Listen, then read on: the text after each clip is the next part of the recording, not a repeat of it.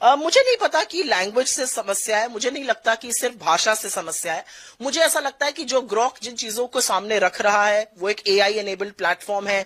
कोई political party नहीं रख रही है, कहना एआई एनेबल्ड प्लेटफॉर्म है, एक थर्ड पार्टी है, उससे कुछ सवाल पूछे जा रहे हैं, चाहे वो भाजपा के इतिहास को लेकर हो, चाहे वो मोदी जी की पृष्ठभूमि को लेकर हो, चाहे वो उनके खोखले दावों को और वादों को लेकर हो। वो सच बता रहा है, वो कुछ तथ्य सामने रख रहा है। मुझे सरकार से यह पूछना है कि क्या आपके बारे में जो तथ्य बताए जा रहे हैं वो गलत है?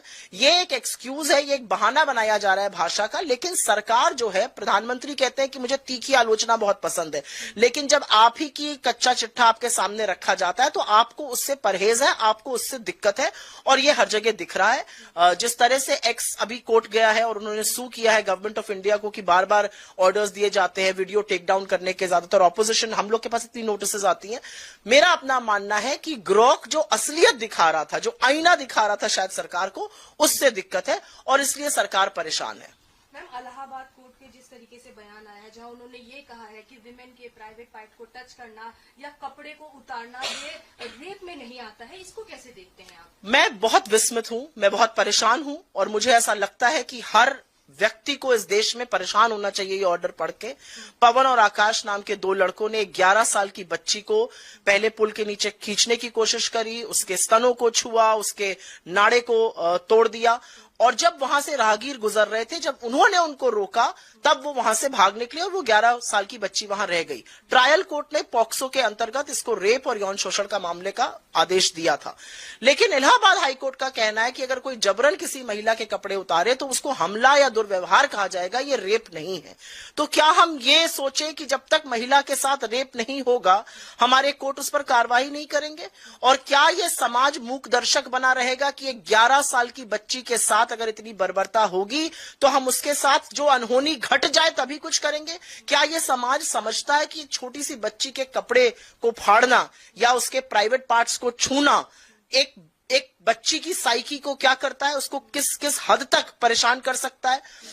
मुझे ऐसा लगता है कि इलाहाबाद हाईकोर्ट को अपने ऑर्डर पे पुनर्विचार करना चाहिए। सुप्रीम, मेरा आखिरी सवाल आपसे है, वहीं पे कल रात में जिस तरीके से पंजाब के जो किसान है, पंजाब पुलिस जिस तरीके से उनको हटाने की कोशिश की, उनको हटाया भी इंडस्ट्रियलिस्ट। उसके पहले भगवत मान सिंह की मीटिंग भी हुई थी जो इंडस्ट्रियलिस्ट है वहां से, तो कैसे देखते हैं? आपको लगता है कि क्या वहां के पंजाब के इंडस्ट्रियलिस्ट वगैरह से भी उनको प्रेशर है? कितनी बड़ी विडंबना है कि भगवंत मान और अरविंद केजरीवाल जी की आम आदमी पार्टी की सरकार, जो अपने आप को आंदोलन से निकली हुई पार्टी कहती है, वो किसान आंदोलन पर इतनी बर्बरता कर रही है।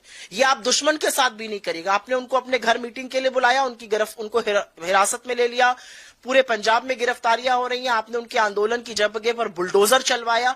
आप तो सीधा वही काम कर रहे हैं जो बीजेपी कर रही है। आप ये इंडस्ट्रियलिस्ट के कहने पर कर रहे हैं, आप ये अमित शाह जी के कहने पर कर रहे हैं, मुझे नहीं पता। लेकिन अगर आप किसानों के साथ ये बर्बरता कर रहे हैं तो आज आप उसी पंक्ति में उसी सरकार के साथ खड़े हैं जिसकी नाक के नीचे 750 किसानों की किसान आंदोलन में शहादत हुई थी, जिसने किसानों से एमएसपी पर झूठ बोला था, अभी तक कानून नहीं बना।